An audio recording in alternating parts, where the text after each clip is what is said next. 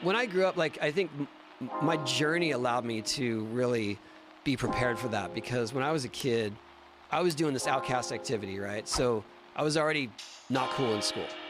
And then I started skating, and I was like a scrawny little kid with a really sort of what they call robotic style, because I was focusing on tricks. So I was getting made fun of in the skate world. So I was like an outcast in this outcast activity, and it was really isolating. And at some point I was like, I love this too much to listen to these people and not do it. Basically, when I first started getting into skating, especially pool skating, to be a pool skater, you had to be super cool, look like you're surfing. It was all about your style, right? It was all about like how you flow. And if you're doing aerials, it's got to look cool.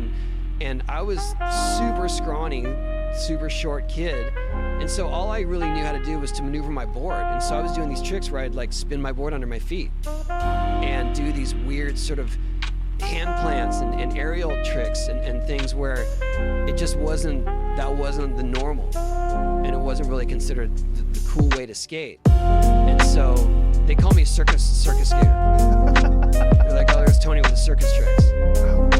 And then at some point I loved what I was doing, and I didn't really listen to it. And then I got more confident and I got stronger. And then I started doing this stuff like way up high in the air.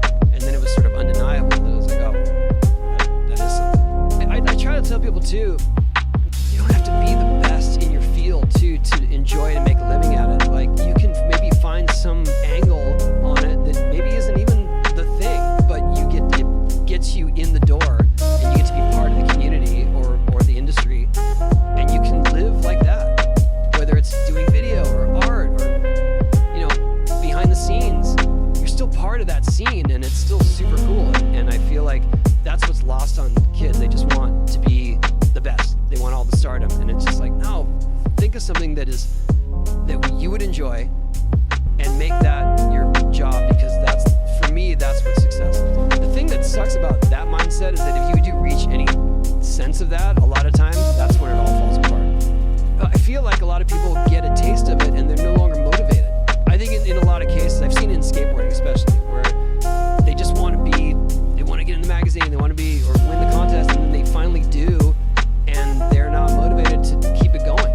That's interesting. Or to progress their own skating. I don't harbor any ill will. A lot of people are like, oh, you should go back to school, like, you go to your reunion and show. I was like, it's not some revenge for me. I just love it. I'm just so thankful that I still get to do this for a living. Like, this is seriously living the dream. Like, I get to do this for a living. I get to come on your show because I'm a skateboarder. Like, the stuff that I've gotten to do over my life is beyond any dream I could have ever written or imagined. And it's all because I just kept skating.